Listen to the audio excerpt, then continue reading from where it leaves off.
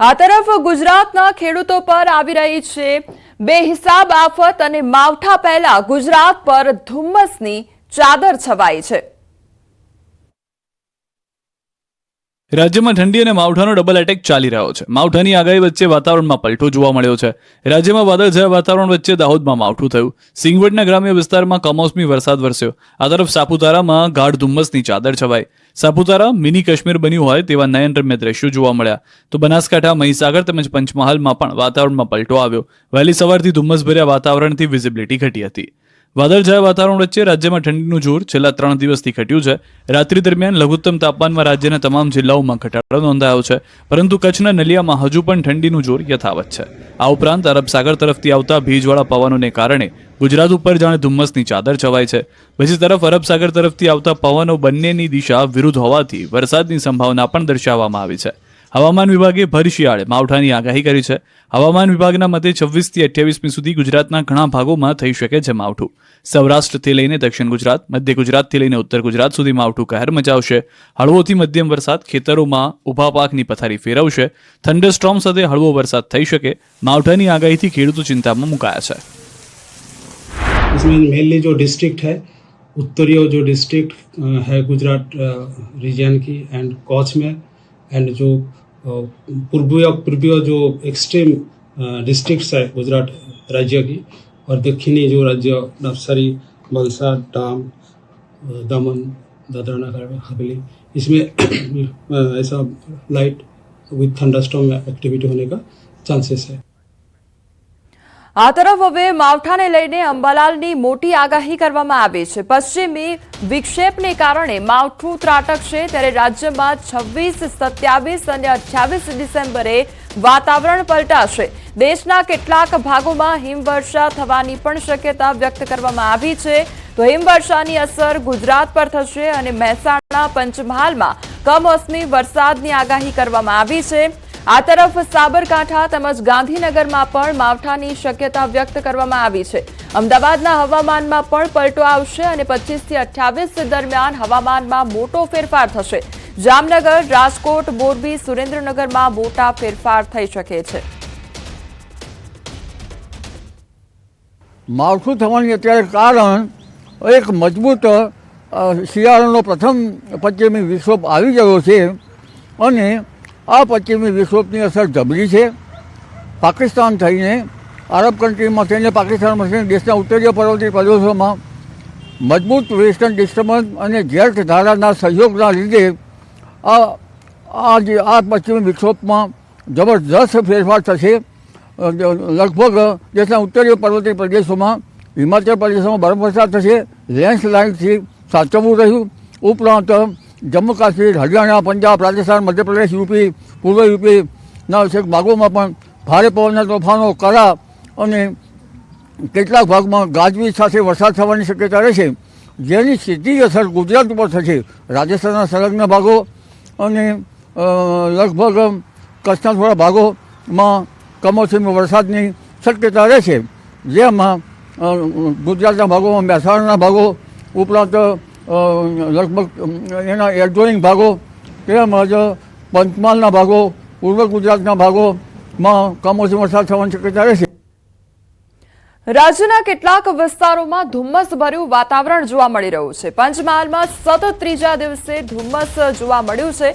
વાતાવરણ બદલાતા ખેડૂતોમાં ચિંતા વ્યાપી છે। ધુમ્મસવાળું વાતાવરણ સર્જાતા વહેલી સવારે વિઝિબિલિટી ઘટી છે। વિઝિબિલિટી ઘટતા વાહન ચાલકોને પોતાના વાહનો ગતિ મર્યાદામાં હંકારવાની ફરજ પડી છે। હાઈવે ઉપર કેટલાક સ્થળે ભારદાયી વાહન ચાલકોએ પોતાના વાહનો થોભાવી દીધા હતા અને વહેલી સવારથી ધુમ્મસભર્યું વાતાવરણ છવાયું છે।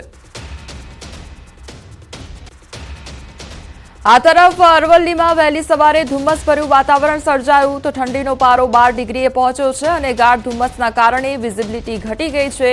મોડાસા શામળાજી હાઈવે પર વાહન ચાલકોને હાલાકી વેઠવાનો વારો આવ્યો છે। વધુ પડતી ઠંડીના કારણે ઘઉંના પાકને ફાયદો થશે।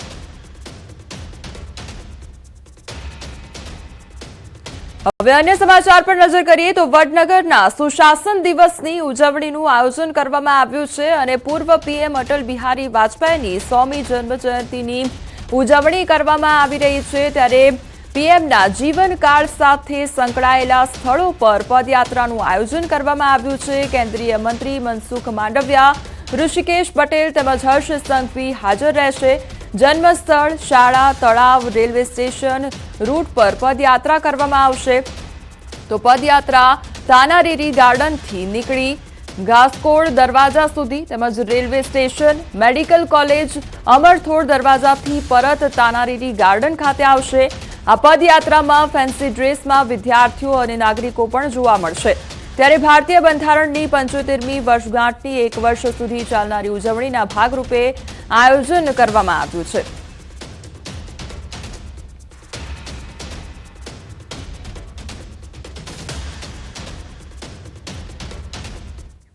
અમારી સાથે સંવાદદાતા ગૌતમ જોડાઈ ગયા છે. ગૌતમ, જે પદયાત્રાનું આયોજન કરવામાં આવ્યું છે, અત્યારે કયા પ્રકારનો માહોલ ત્યાં આગળ જોવા મળી રહ્યો છે?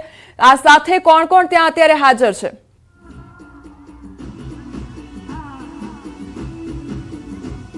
સોમી જન્મ જયંતિની ઉજવણી ટૂંક સમયની અંદર શરૂ થવાની છે અને જેના ભાગરૂપે વડનગરની અંદર આ ઉજવણીનું આયોજન કરવામાં આવ્યું છે. એટલે કે સુશાસન દિવસની અંતર્ગત ઉજવણી યોજાવાની છે, જેમાં કેન્દ્રીય મંત્રી જે મનસુખ માંડવિયાની આગેવાનીમાં આ પદયાત્રા જે છે તે યોજાવાની છે. કુલ 8 કિલોમીટર સુધીની લાંબી પદયાત્રા જે છે તે યોજાવાની છે, જેમાં કેબિનેટ મંત્રી ઋષિકેશ પટેલ પણ ઉપસ્થિત રહેવાના છે, ગૃહમંત્રી હર્ષ સંઘવી પણ ઉપસ્થિત રહેવાના છે. સીધા દ્રશ્યો આ સ્ટેજના તમે જોઈ રહ્યા છો કે સ્ટેજ તૈયાર કરવામાં આવ્યું છે અને ત્યાં ટૂંક સમયની અંદર મહાનુભાવો જે છે તે પધારશે અને ત્યારબાદ આ યાત્રા જે છે તેને લઈને એક સંબોધન જે છે તે કરવાના છે.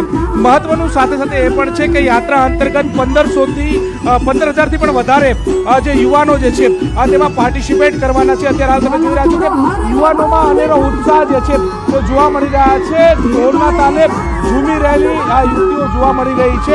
મહત્વનું એ છે કે શ્રમ અને રોજગાર મંત્રાલય મનસુખ માંડવિયા જે છે તેમની ઉપસ્થિતિમાં આ સોમી જે જન્મજયંતિની ઉજવણી જે છે તે થવાની છે. પદયાત્રાની અંદર સ્થાનિક યુનિવર્સિટીઓ, કોલેજના વિદ્યાર્થીઓ, NGO સહિતના 15,000થી પણ વધુ માય ભારત સ્વયંસેવકો જે છે તે ભાગ લેવાના છે. 8 કિલોમીટર લાંબી આ પદયાત્રા યોજાવાની છે. તાનારીરી ગાર્ડનના આ દ્રશ્યો તમે સીધા જોઈ રહ્યા છો કે જ્યાં મોટી સંખ્યાની અંદર જે યુવાનો પહોંચી ચૂક્યા છે અને યુવાનો અત્યારે હાલ ઢોલના તારે ઝૂમી રહ્યા છે, નાચી રહ્યા છે અને એનો ઉત્સાહ જે છે તે જોવા મળી રહ્યો છે. NCCના કેડેટ પણ તમને જોવા મળી રહ્યા છે કે તેઓ પણ આ યાત્રાની અંદર જોડાવાના છે. 8 કિલોમીટર સુધીની આ લાંબી યાત્રા એટલે કે તાનારીરી ગાર્ડનથી શરૂ થશે અને શહેરભરમાં એટલે કે વડનગર, આમ તો પ્રધાનમંત્રી નરેન્દ્ર મોદીનું આ જન્મસ્થળ છે, પ્રધાનમંત્રી મોદીનું હોમ જે સ્ટે કહેવાય છે અને ત્યાં આ યાત્રા જે છે તે યોજાવાની છે. મહત્વનું એ છે કે 8 કિલોમીટરમાં રેલવે સ્ટેશન સહિતના જે વિવિધ વિસ્તારો જે છે તેમાં આવરી લેવામાં આવશે. આ તમામ યુવાનો જે છે તે પદયાત્રા કરવાના છે. અત્યારે હાલ તમામ યુવાનો પહોંચી ચૂક્યા છે. ટૂંક સમયની અંદર કેન્દ્રીય મંત્રી મનસુખ માંડવિયા જે છે તે પધારશે, સંબોધન યુવાનોને કરશે, યુવાનોને જોમ જુસ્સો કરશે. અત્યાર સુધીની આખા વર્ષ દરમિયાન યાત્રાઓ જે છે તે ચાલવાની છે. 12 યાત્રા યોજાવાની છે, તે પૈકીની આ ચોથી યાત્રા જે છે તે ચોથી યાત્રામાં મોટી સંખ્યાની અંદર યુવાનો જે છે તે ભાગ લઈ રહ્યા છે. મહત્વનું સાથે સાથે એ પણ છે કે અત્યારે હાલ વહેલી સવારનો સમય છે. વહેલી સવાર ઠંડીના માહોલ વચ્ચે પણ યુવાનો જે છે તેટલા ઉત્સાહ જોમ જુસ્સા સાથે અહીંયા પહોંચી ચૂક્યા છે અને એક અનેરો માહોલ જે છે તે જોવા મળી રહ્યો છે. ચોથી યાત્રા જે છે કેન્દ્રીય મંત્રી મનસુખ માંડવિયા પ્રસ્થાન કરાવશે અને ત્યારબાદ જે છે તે યાત્રાની અંદર પણ તેઓ જોડાશે. જી ગૌતમ, સમગ્ર માહિતી બદલ આપનો આભાર અને વધુ અપડેટ આપની પાસેથી લેતા રહીશું. તો સુશાસન દિવસની આજે ઉજવણીનું આયોજન કરવામાં આવ્યું છે અને વહેલી સવારથી જ તમામ જે વિદ્યાર્થીઓ છે તે પણ ત્યાં આગળ હાજર છે અને મોટી સંખ્યામાં લોકો ઉમટી પડ્યા છે. વહેલી સવારથી આ ઉજવણીની શરૂઆત કરવામાં આવી રહી છે અને લોકોમાં અનેરો ઉત્સાહ પણ જોવા મળી રહ્યો છે. થોડી જ ક્ષણોમાં તમામ જે નેતાઓ છે તેઓ પણ હાજરી આપશે અને આ સાથે પદયાત્રાનો પ્રારંભ પણ કરવામાં આવશે. આ તરફ હવે ભરૂચની વાત કરીએ તો ભરૂચની દુષ્કર્મ પીડિતાએ આખરે દમ તોડી દીધો છે અને 8 દિવસની સારવાર બાદ બાળકીનું મોત નીપજ્યું છે. વડોદરાની હોસ્પિટલમાં સારવાર દરમિયાન આ બાળકીનું મોત નીપજ્યું છે। છેલ્લા 6 દિવસથી બાળકી સારવાર લઈ રહી હતી અને ગઈકાલે બપોરે 2 વાગે બાળકી પર કાર્ડિયાક એરેસ્ટનો હુમલો આવ્યો અને 5:15 વાગે બાળકીને ફરીથી કાર્ડિયાક એરેસ્ટનો હુમલો આવ્યો હતો। બાળકીના મૃતદેહનું ડોક્ટરની ટીમ દ્વારા પેનલ પીએમ કરવામાં આવ્યું તો મોડી રાત્રે પેનલ પીએમ બાદ મૃતદેહને પરિવારને સોંપવામાં આવ્યો। પરિવાર દ્વારા મૃતદેહને ઝારખંડ લઈ જવામાં આવ્યો। વતનમાં હવે અંતિમ વિધિ કરવામાં આવશે। આજે બપોરે 2ની આસપાસ દર્દીને કાર્ડિયાક એરેસ્ટનો પ્રથમ હુમલો આવ્યો, પરંતુ અમારી નિષ્ણાતોની ટીમ અહીંયા હાજર જ હતી। તેઓ લોકોએ ઘનિષ્ઠ સારવાર આપી, જેથી દર્દીને પાછું સ્ટેબલ કરી શકાયું હતું। પરંતુ ત્યારબાદ 5:15ની આસપાસ બીજો કાર્ડિયાક એરેસ્ટ આવ્યો, કાર્ડિયાક હુમલો, જેમાં અમારા ડૉક્ટર્સની ટીમે પૂરેપૂરી કોશિશ કરી, પરંતુ દર્દીને અમે બચાવી શક્યા નથી અને 6:15 અમે મરણ જાહેર કરેલ છે। જે પ્રમાણે એની માતા પિતાની જોડે વાતચીત થશે એ પ્રમાણે આગળ કામ કરવામાં આવશે। વાતચીત થઈ છે ને, આપને શું કહે છે? આ માતા પિતા હજુ આઘાતમાં છે, એટલે મેં અત્યારે વાતચીત કરવું અનુકૂળ હશે। થોડી રાહ જોઈએ, પછી વાતચીત કરીએ છીએ। એ મેડિકલ ડિપાર્ટમેન્ટ આપને જાણ કરશે। 10 વર્ષની બાળકી ઉપર જે રીતે આ અપરાધ થયો, જે રીતે એની સાથે દુષ્કર્મ થયો, જે રાક્ષસે આ દુષ્કર્મ કર્યો, એ દરેક ગુજરાતીના આંખમાં આજે આંસુ છે।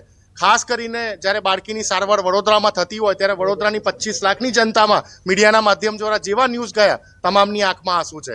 આ 10 વર્ષની બાળકી જેને હજી તો શ્વાસ લેવાની શરૂઆત કરી હોય, ગુજરાતની પાવન ધરતી ઉપર એનો રેપ થાય અને પછી એનું મર્ડર થઈ જતું હોય, ખૂબ જ દુઃખની ઘટના કહેવાય। દુષ્કર્મ પીડિત બાળકીના મોત બાદ લોકોમાં ભારે આક્રોશ વ્યાપ્યો છે। ભરૂચ રેલવે સ્ટેશન પાસે મહિલાઓએ મીણબત્તી પ્રગટાવી આરોપી સામે રોષ ઠાલવ્યો છે। નરાધમને જાહેરમાં ફાંસી આપવાની માંગ કરવામાં આવી છે। 1 અઠવાડિયું તડપેલી બાળકીએ અંતિમ શ્વાસ લેતા મહિલાઓનો ગુસ્સો આસમાને પહોંચ્યો છે।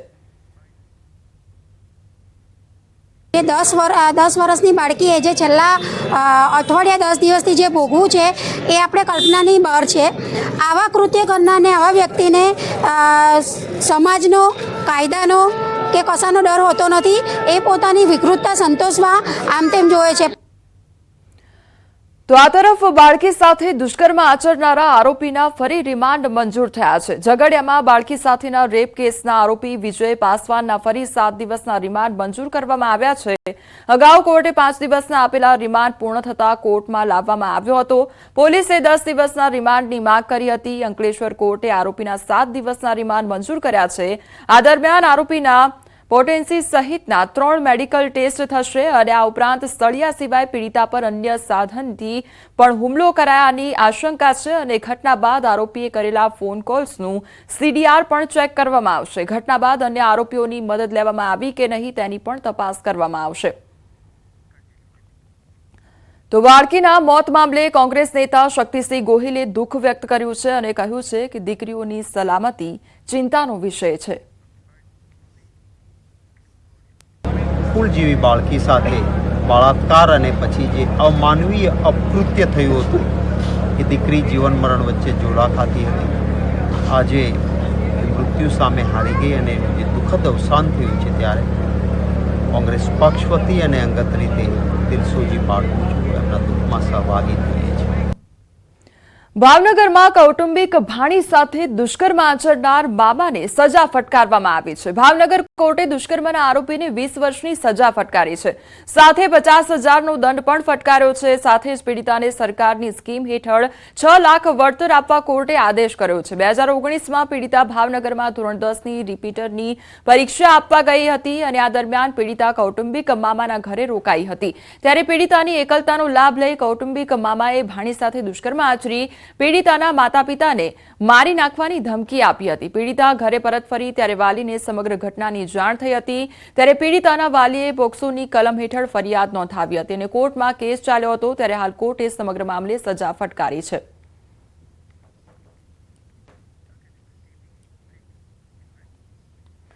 ખેડામાં ચોંકાવનારી ઘટના બની છે અને નાશ કરવા લાવેલા દારૂની ચોરી થતી હોવાના દ્રશ્યો સામે આવ્યા છે। પોલીસની હાજરીમાં જ કેટલાક લોકોએ દારૂની બોટલો ઉઠાવી હોય તેવા ચોંકાવનારો વિડીયો સામે આવ્યો છે। લોકો દારૂની ચોરી કરતા હોય એવો વિડીયો સામે આવ્યો છે અને જેકેટમાં દારૂ સંતાડતા બે વ્યક્તિ કેમેરામાં કેદ થયા છે। કેમેરો જોતા જ આ બંને વ્યક્તિ દ્વારા દારૂને પાછો મૂકવામાં આવ્યો અને દારૂ ચોરતા આ બંને વ્યક્તિ કોણ છે તે મોટો સવાલ છે। કપડવંજમાં પોલીસે કરેલા પ્રોહિબિશનના ગુનામાં પકડાયેલા દારૂનો નાશ કરવામાં આવી રહ્યો હતો અને તે દરમિયાનનો આ વિડીયો સામે આવ્યો છે, જેમાં બે વ્યક્તિ આવે છે અને જેકેટમાં દારૂની બોટલ લઈ જવાનો પ્રયાસ કરે છે। તો અમારી સાથે હાલ સંવાદદાતા ઉમંગ જોડાઈ ગયા છે। ઉમંગ, આ ચોંકાવનારી ઘટના જે સામે આવી છે, બે વ્યક્તિ કોણ હતા કે જે દારૂની ઉઠાંતરી કરીને જઈ રહ્યા હતા? શું અપડેટ મળી રહ્યું છે તેને લઈને? ચોક્કસથી વાત કરવામાં તો ગત રોજ ખેડા જિલ્લાનું જે કપડવંજ છે ત્યાં આગળ કપડવંજ પોલીસ સ્ટેશનના હદમાં આવતા જે પકડાયેલા વિદેશી દારૂ હતો તેનો નાશ કરવાનો સમગ્ર કાર્યક્રમ હતો। આ કાર્યક્રમ કપડવંજના પ્રાંત અને ડીવાયએસપી વીએન સોલંકીની ઉપસ્થિતિમાં કરવામાં હતો। તે દરમિયાન કેટલાક યુવાનો દ્વારા આ દારૂ છે તે જેકેટ અંદર ચોરી જતા હોય તેવું સામે હતું। આ તમામ દ્રશ્યો કેમેરામાં કેદ થયા હતા। મહત્વની વાત કરું તો ત્યાં આગળ કેટલાક કોન્સ્ટેબલ પણ ઉપસ્થિત હતા, સ્થાનિક પીઆઈ પણ ઉપસ્થિત હતા। ડીવાયએસપી તેમ છતાં લોકો દારૂ છોડી જતા જ્યારે મીડિયાના ધ્યાને વસ્તુ આવે છે ત્યારે તે લોકો જેકેટમાં છુપાયેલો દારૂ પાછળ લઈને મૂકી જાય છે। આ વ્યક્તિઓ કોણ છે તેની હજુ સુધી કોઈ સ્પષ્ટતા કરવામાં નથી આવી। આ બાબતે પોલીસ દ્વારા કોઈ પણ પ્રકારનું સ્ટેટમેન્ટ હજુ સુધી આપવામાં આવ્યું નથી। પરંતુ સવાલ ઉભો થાય છે કે જ્યારે કપડવંજના પ્રાંત અધિકારી ઉપસ્થિત હોય, ડીવાયએસપી ઉપસ્થિત હોય, તેમ છતાં જે દારૂની ચોરી થાય તો કેમ ચાલે? જી ઉમંગ, સમગ્ર માહિતી બદલ આપનો આભાર। 31 ડિસેમ્બર નજીક આવતા જ બુટલેગરો સક્રિય થયા છે અને દસાડા પોલીસે દસાડા જૈનાબાદ હાઈવે પરથી મોટા પાયે વિદેશી દારૂ ઝડપી પાડ્યો છે। વિદેશી દારૂની 5628 બોટલ, જેની કિંમત 15.77 લાખનો દારૂ ઝડપાયો છે। પાપડના બોક્સની આડમાં વિદેશી દારૂની હેરાફેરી કરતા ટ્રક ચાલક સહિત બે શખ્સોને ઝડપી પાડી કાયદેસરની કાર્યવાહી હાથ ધરવામાં આવી છે। ટ્રક તેમજ અન્ય સામાન મળી કુલ 27.5 લાખનો મુદ્દામાલ કબજે કરવામાં આવ્યો છે। દારૂ મોકલનાર તેમજ દારૂ મંગાવનાર સહિત 4 શખ્સો સામે ગુનો નોંધવામાં આવ્યો છે। અમદાવાદ ગ્રામ્ય એલસીબીએ મોટા પ્રમાણમાં દારૂનો જથ્થો ઝડપી પાડ્યો છે અને કોચરિયા ગામની સીમ પાસે હાઈવે પરથી બે આરોપીઓને ઝડપી પાડવામાં આવ્યા છે। ₹48 લાખના 13,545 બોટલ દારૂ જપ્ત કરવામાં આવ્યો છે। અનિરુદ્ધ સિંહ રાહુલ તેમજ સંદીપસિંહ કાપસેની ધરપકડ કરવામાં આવી છે।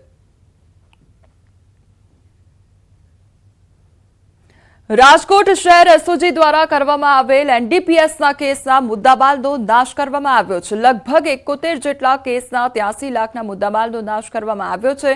ભચાઉ પાસે આવેલ એક ખાનગી ફેક્ટરીના ભઠ્ઠીમાં નાશ કરવામાં આવ્યો છે। તો મેફેડ્રોન ડ્રગ્સ, અફીણના લીલા છોડ, પોસના ડોડા તેમજ કેનાબીસ ઘટકની પડીકી તેમજ ચરસનો નાશ કરવામાં આવ્યો છે। તો નાશ દરમિયાન રાજકોટના ડીસીપી, એસીપી અને એસઓજી પીઆઈ સહિતના અધિકારીઓ હાજર રહ્યા છે।